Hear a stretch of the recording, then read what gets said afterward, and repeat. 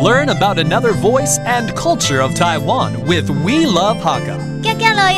走马哥呀！我们来听听客家和世界会碰撞出什么火花。 Hey, it's time for the World of Hakka here on ICRT. I am Joseph Lin, and for this month of April, on the 7th is actually World Health Day because the World Health Organization, or WHO, was founded on this very day back in 1948. Now, it's a day to draw worldwide attention to a subject of major importance to global health. For instance, this year, the theme is Global Action for Universal Healthcare, which is something that Taiwan's been doing very well, but not necessarily in different countries around the world.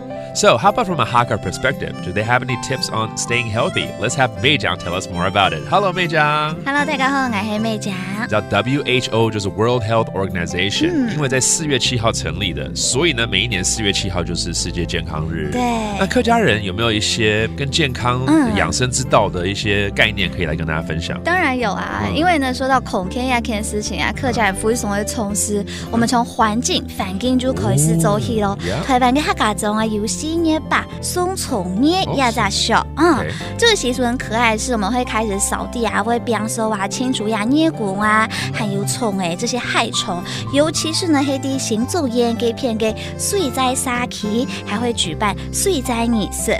长辈就会拿着做狗敲击着栽给不只是像田野音乐会一样，会把很多的水呀、破车呀、不开门黑哇，象征把不安、厄运，还有呢，我们要保持环境的整洁，让大家过一年就都得空天天哦。这个非常棒。那顾好环境之后，我们就要顾多呀设计东西。当然。客家年不但像有后设计客家料理以外呢，其实也会跟着节气来进行食补。